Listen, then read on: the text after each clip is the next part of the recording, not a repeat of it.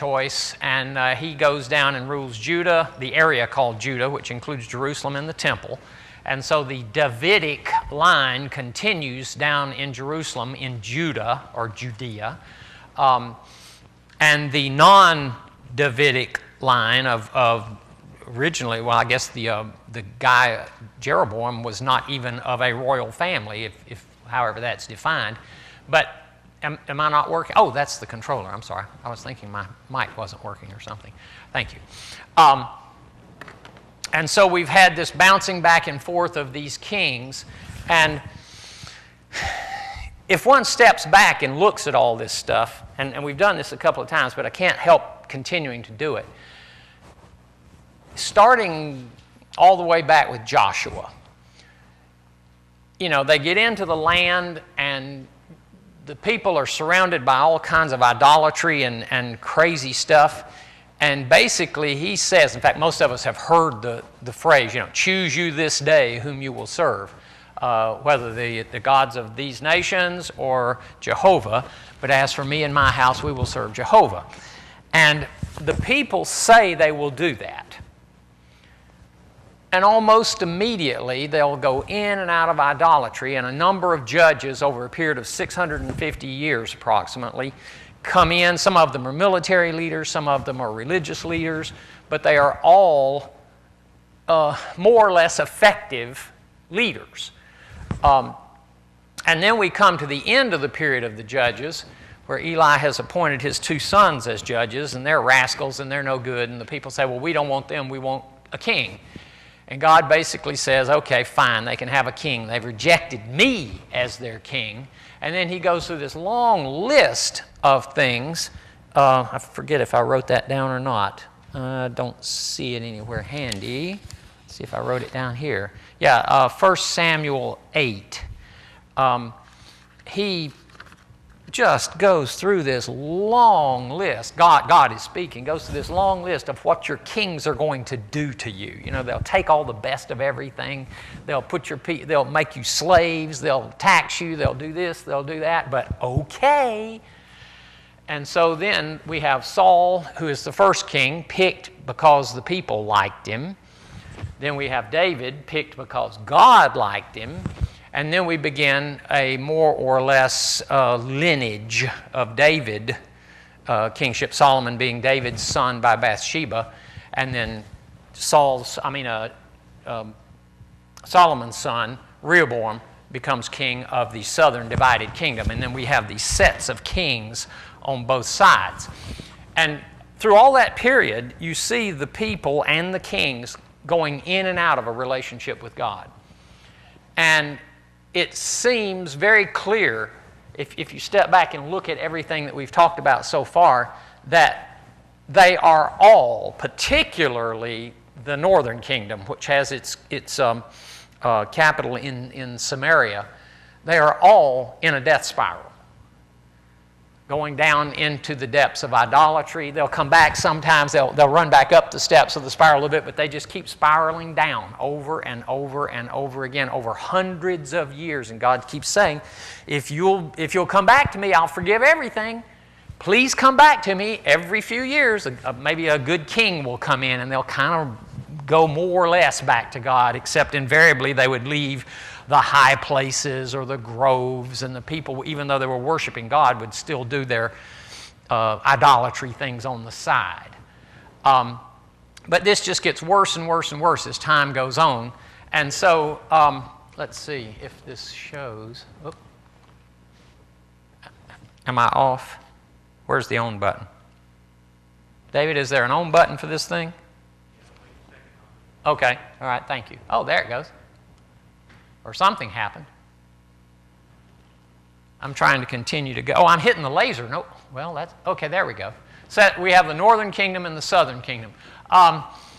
If you look here is the area of people that are giving the kingdom of Israel a lot of trouble. The Arameans, they talk about them being from Aram.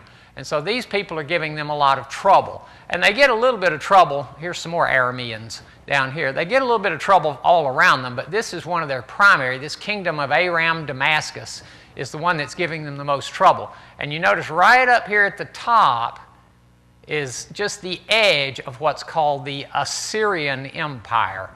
I think this includes a fairly large area, which may even include parts of Iraq today. It was parts of Turkey and maybe parts of Iraq too. This is not having a great deal of effect on them right now. This kingdom of Aram is the one that's giving them the most trouble. The Assyrian people are coming. They're coming. And it's not going to be good. So if we move forward here, here's Jeroboam, the non-Davidic king. Here's Rehoboam, the Davidic king. And we've been going all the way down. We're down to Joash, who was a good king. Remember, his grandmother, Athaliah, tried to kill all the princes, and Joash got hidden for 6 years. He was a 1-year-old child and got hidden for 6 years and then became king after, and they assassinated Athaliah.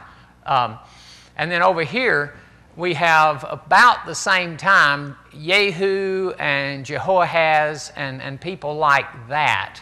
I think he goes even down into Jehoash, which comes out as Joash. So you have 2 kings, one on each side now, named Joash for a few years.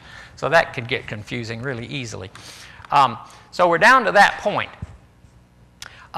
Remember last week, Joash, at some point in his reign, it doesn't specifically say, asks the priests to repair the temple. It had fallen into disrepair because people were not going there very much, and they just kind of let it degrade.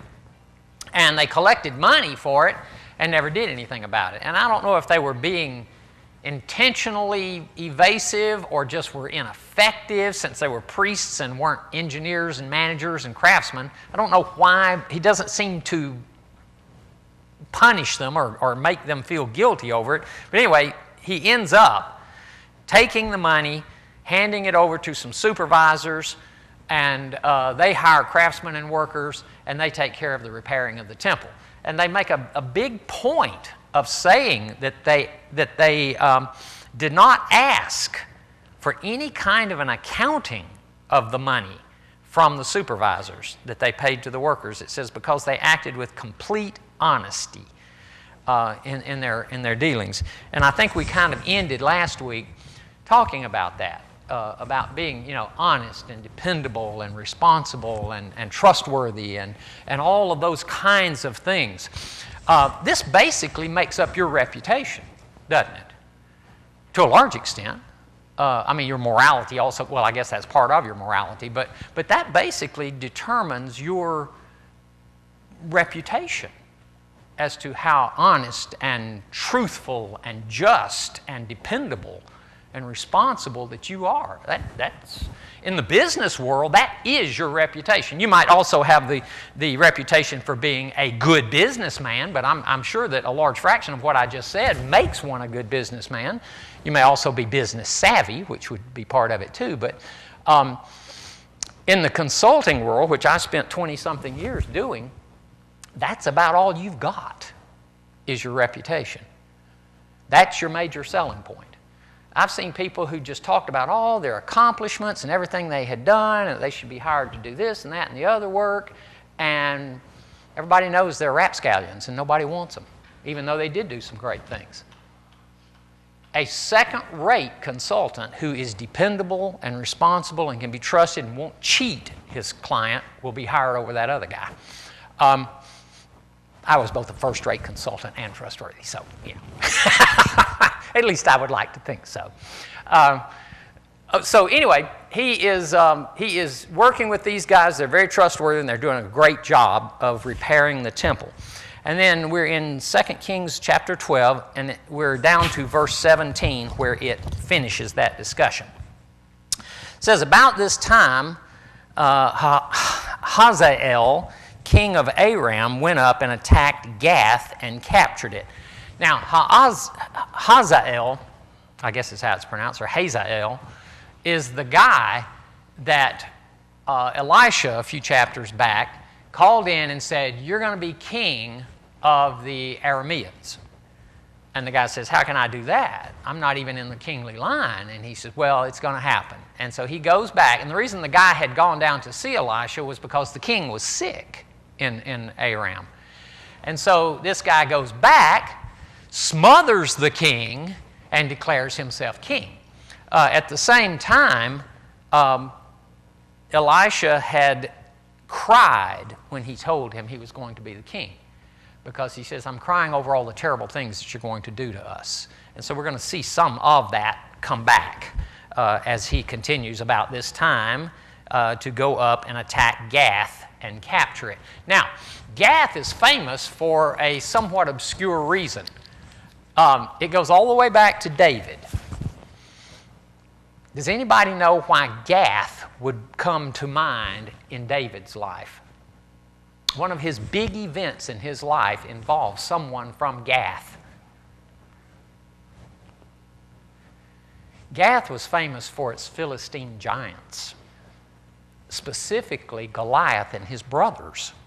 How many brothers did he have? Several, and they were all giants, I believe. But anyway, when you see references to Goliath, they always called him Goliath of Gath. And so this area was under the control of the Jews at this point. And so he goes up, Hazael, goes up and attacks Gath and captures it. And then it says he turns to attack Jerusalem. But Joash, this is the young king that became king at age 7 in Judah. Joash, king of Judah, took all the sacred objects dedicated by his predecessors, Jehoshaphat, Jehoram, Ahaziah, the kings of Judah, and all the gifts he himself had dedicated, and all the gold found in the treasuries of the temple of the Lord and of the royal palace, and he sent them to Hazael, king of Aram, who then withdrew from Jerusalem. One could say, why in the world would he do such a thing? This is a calculated economic decision. We can go to war. We can spend large amounts of money fighting a war, and so will the other guy. We calculate that even though we may do that, we probably will lose, and they'll take the gold anyway. So why don't we offer them a bribe to leave us alone? Now, sometimes these things work, right? If you pay them enough, sometimes they'll leave you alone for a while. But it's never enough, is it? It's kind of like blackmail after. Bribe is kind of a reverse blackmail sort of thing. If you bribe a guy, and he has power over you, as this king did, he could destroy you, he's going to come back and ask for more eventually, or attack you anyway. But at least it delays the stuff. And this was not uncommon. I mean, even up into the 18th century, it was not uncommon for people to buy off an attacker. I believe the Romans even did it several times. They would just pay them off to bypass them. It's cheaper to just pay them off than to fight them. And Jesus doesn't make a specific allusion to this, but he talks about, basically settling with your adversary quickly while you're on the way to the court. Because when you get to court, he's not only going to take what he wants, he's going to take everything else too. So settle. So there's a certain amount of pride involved in not wanting to do things like that, but sometimes it just makes good economic sense to just say, okay, if I do this, will you leave me alone? In fact, you'd be surprised at the number of court cases that are settled that way.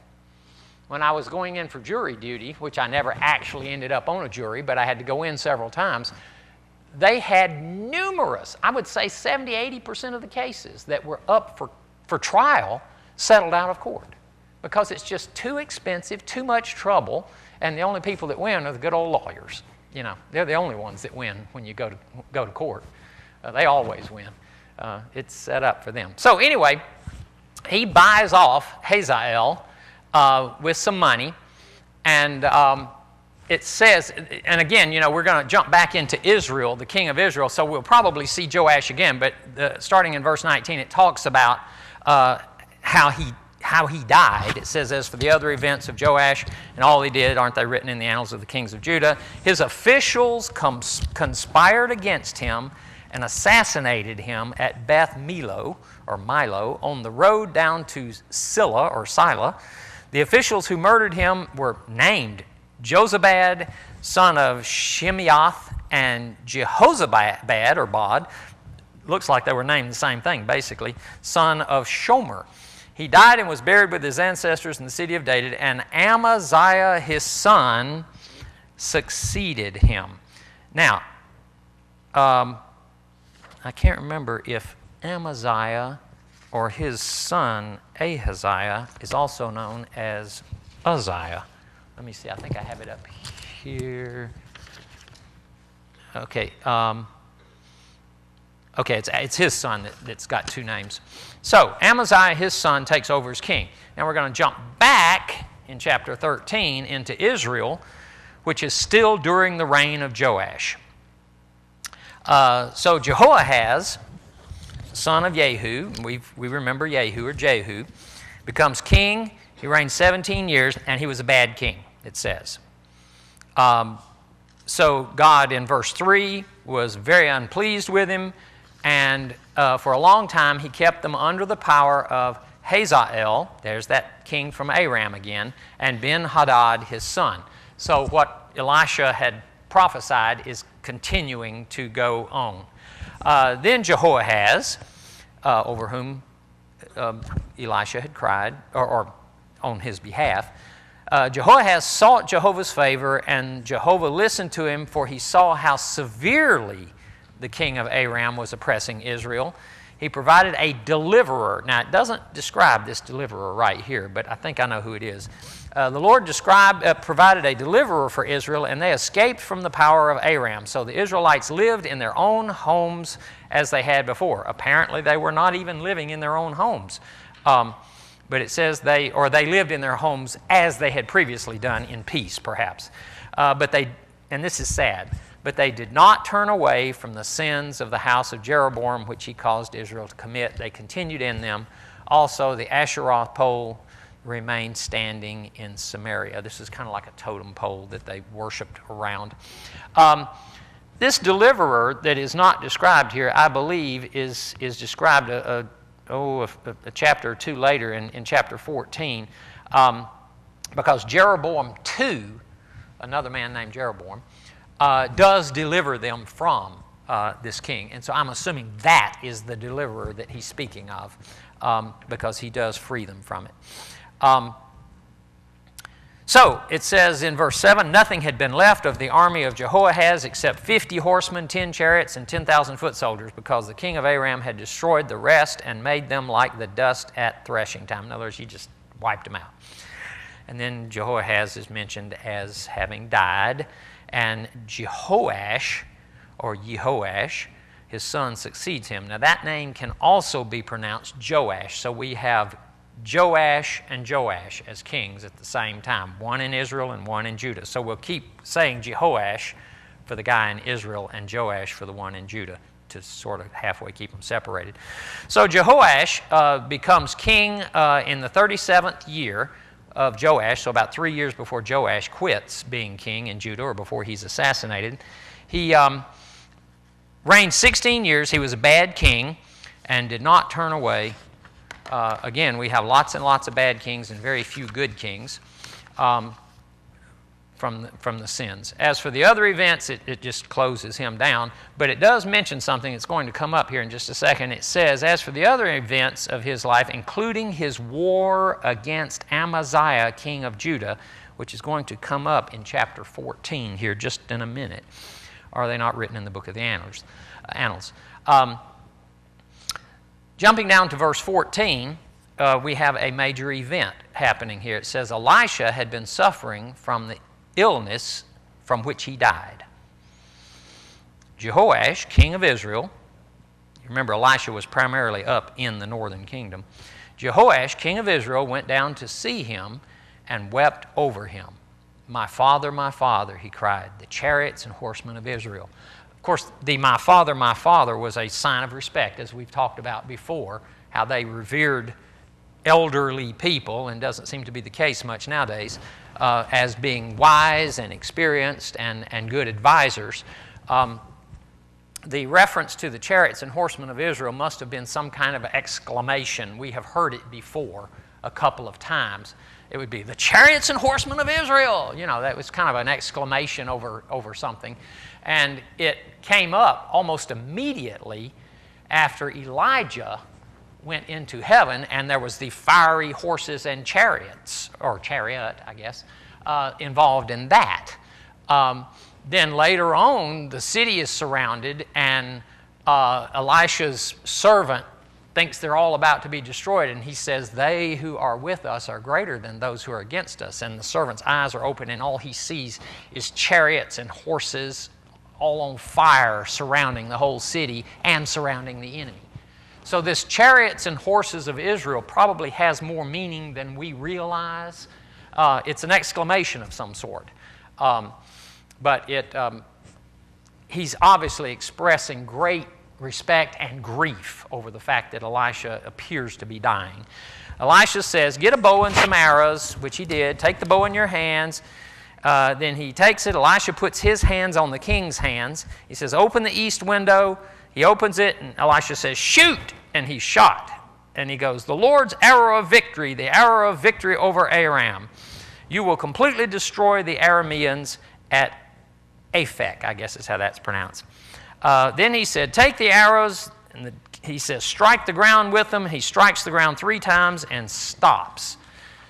And it says, the man of God was angry with him. You should have struck the ground 5 or 6 times. Well, you should have told me what I was doing. Then you would have defeated Aram and completely destroyed it. But now you will defeat it only 3 times. And Elisha died and was buried. Now, after that, there's this little short vignette. I don't know what its purpose was, but basically, some guys are dealing with some Moabite raiders that would come in every spring, and it says, once, while some Israelites were burying a man, suddenly they saw a band of these raiders, so they threw the man's body into Elisha's tomb. Remember, they didn't bury them underground. They buried them in cave-like depressions in the hillside and things like that. They didn't dig down so much. They didn't have backhoes like we've got today, so it was a little more trouble. So they would go sideways into a hillside. So they throw the man into Elisha's tomb, and apparently he had been dead a while, and so it hit Elisha had been dead a while. So when the body touches Elisha's bones, apparently he comes back to life. Doesn't explain what the significance of that is or how that's used. I don't know. Anyway, that story ends there. So Hazael, king of Aram, verse 22, oppressed Israel throughout the reign of Jehoahaz, but Jehovah was gracious to them and had compassion and showed concern for them because of the covenant with Abraham, Isaac, and Jacob, way back there, more than 1,000 years ago. To this day, he has been unwilling to destroy, God has been unwilling to destroy them or banish them from his presence. Later on, we will be able to determine about when this is being written based on what this person says about to this day or what's going on and this is happening now. We'll be able to determine it's somewhere around 700 BC, which is just right after the last king of Israel, and then there's another 100 years or so, 120 or 40 years of Judean kings. So I'm guessing that the writer is from Judah because he has the ability to continue writing even after Israel is gone into Assyrian captivity. But it's going to turn out to be about 700 BC that this guy is actually recording this data and information. So he's actually a contemporary of a large fraction of this stuff. And then there may be other writers that added to it after he passed. So, God, verse 22 and 23, it says, God did not want to destroy them because of his covenant with Abraham, Isaac, and Jacob. Verse 24, King Hazael, king of Aram, died, and Ben-Hadad, his son, succeeded him. Then Joash, son of Jehoahaz, recaptured from Ben-Hadad, son of Hazael, the towns that he had taken in battle from his father Jehoahaz, and 3 times he defeated him, so he recovered the Israelite towns. Now, we get to go back to Judah again.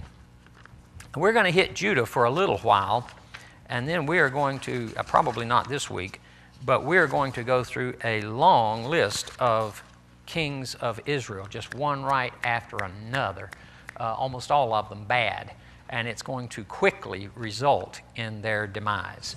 But right now we're in chapter 14, Amaziah, king of Judah. In the 2nd year of Jehoash, the king of Israel, Amaziah, son of Joash, king of Judah, began to reign. He was 25 years old, so he was relatively young, not as young as his father was when he started at age 7.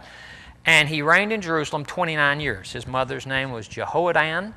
She was from Jerusalem. He did what was right in the eyes of the Lord, but not as his father David had done. Now notice, they're backing up a long way and saying David was his father. I mean, we know he's not his father. In fact, he says he's the son of Jehoahaz. I mean, the son of Joash. But David was so highly revered that if you were related to him, you would refer to him as your father, even though he might be your great-great-great-great-grandfather in those cases. This was not uncommon among the Jewish people to do this. This is why doing the genealogy in Genesis is fraught with danger, because they could be leaving out. I don't know that they are, but they could easily be leaving out unimportant people, and the guy that they say is your father might be your great-great-great-grandfather, in fact. We don't know, but that is a possibility. I have no evidence to suggest that is actually the case, but it is a possibility that they were leaving out some generations as they went.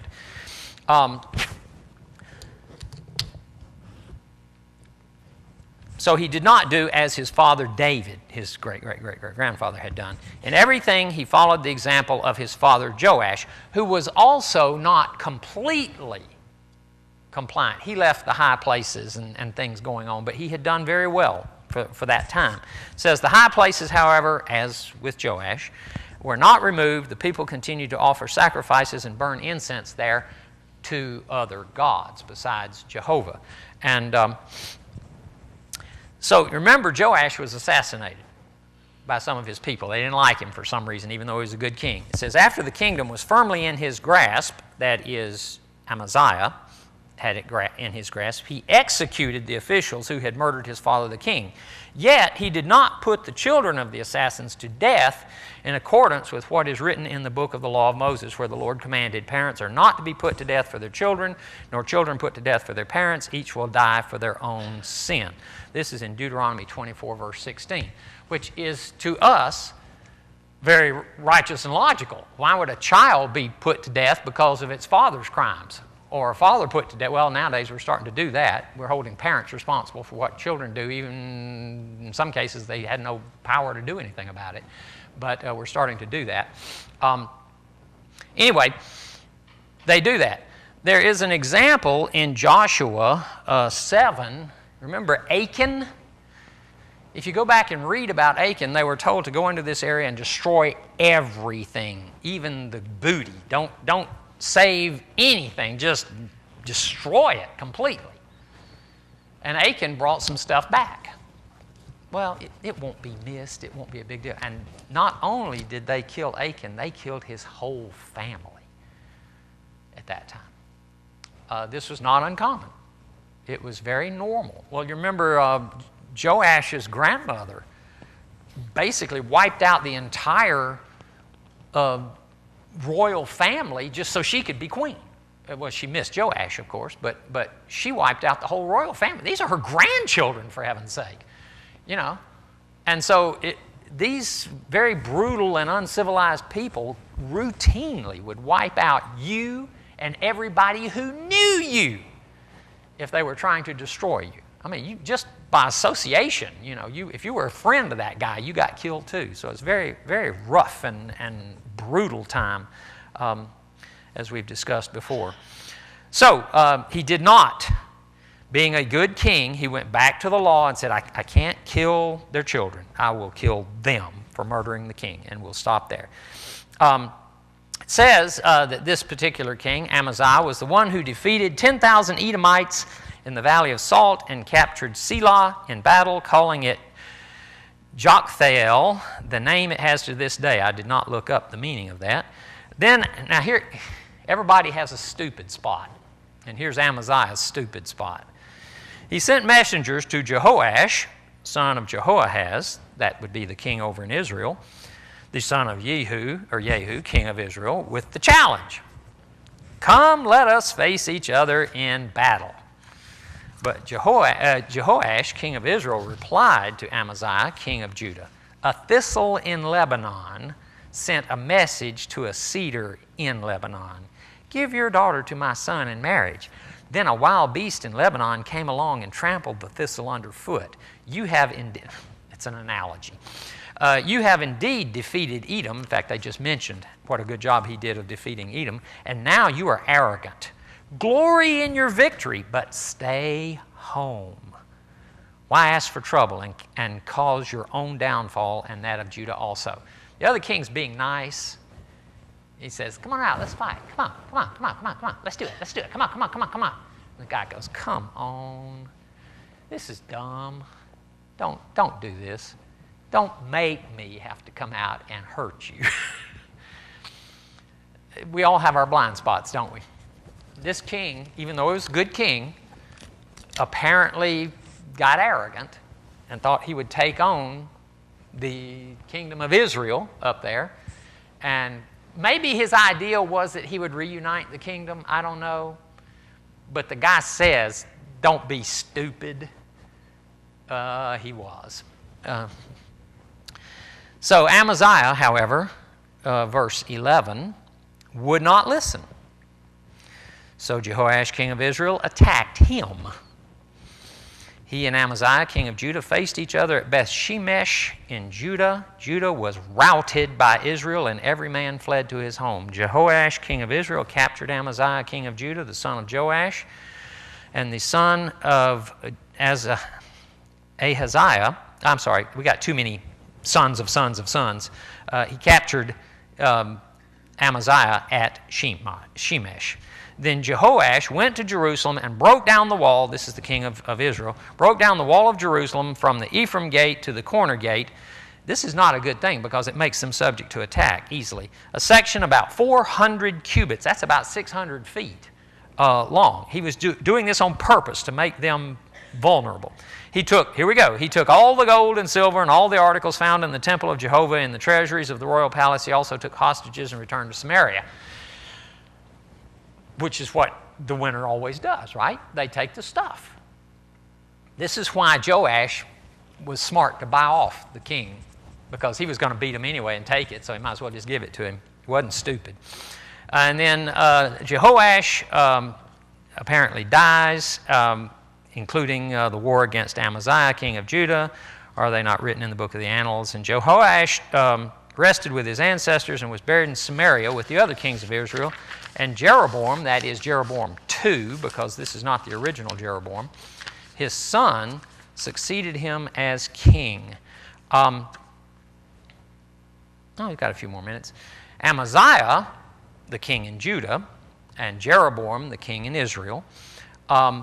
So Amaziah lived for 15 years after the death of Jehoash, son of Jehoahaz, king of Israel. So he lived a number of years after his victor beat him.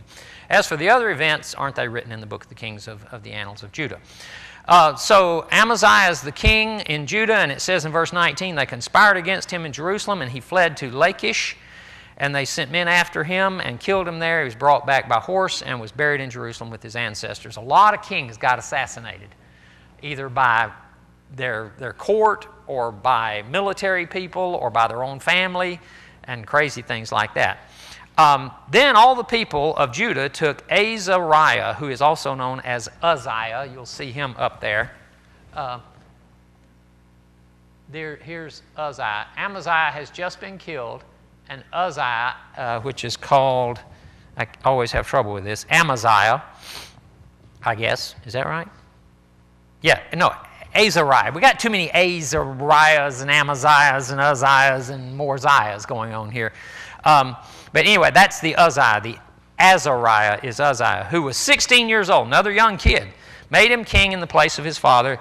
He was the one who rebuilt Elath and restored it to Judah after Amaziah rested with his ancestors. I actually think I'm going to stop right there.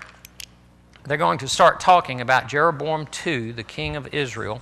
And if I'm not mistaken, well, they'll talk about Azariah some more. But then we start doing Israel, Israel, Israel, Israel, Israel, just over and over and over again for several kings there. Because they are going through them so fast, they don't really have time to go back to Judah. Sometimes when I'm reading through this stuff, I wonder how in the world are we going to find any application for it. But one application that comes to mind for all of this is God is very long-suffering. He has put up with these people for 1,000 years, approximately, since they left Egypt. He has put up with them for 1,000 years. That's 4 times. How long have we been here? 1870, 1976. A little over 250 years, I guess, or approximately 250 years. Is that right? 76, 86, 96. Yeah, roughly 250 years. 4 times longer than the United States has existed as a sovereign nation. He puts up with this. And eventually, he gives up on them. Almost, right? But not quite. He sends them into captivity, a couple of them, brings them back, and continues with the big plan to bring the Messiah into the universe at the right time. It's a big, big picture. Much bigger than any of the kings who thought they were the center of the universe, you know. And sometimes we do the same thing. You know, it's easy to think it's all about me, or for you to think it's all about you. And as I've said before, it is not all about you. It is all about for you, but it's not all about you. It's for you, but not all about you. You may not do things that you think are all that great, and they may turn out to be great in the eyes of God. You may do things that you think are great, and they turn out to be of no consequence whatsoever. So the thing that we need to do is always concentrate on doing the best, the right, the good thing, and let God sort out whether or not it's great. He'll decide whether or not what you have done is great. But as long as it is good, that in itself is its own reward, as far as I'm concerned. Doing bad is also its own reward, by the way. Doing badly or whatever. So, there is a statement that Curtis brought up, I think it was last Wednesday night. It's in 2 Corinthians. I can't remember the exact place, but it's in 2 Corinthians. I think it's like chapter 13, verse 14, or chapter 14, verse 13. And it has a great benediction in it, and I thought I would use it this morning. And I have to remember it by remembering the word glyph, G-L-F. May the grace of our Lord Jesus Christ and the love of God our Father and the fellowship of the Holy Spirit always, always be with you through Christ our Lord. Amen.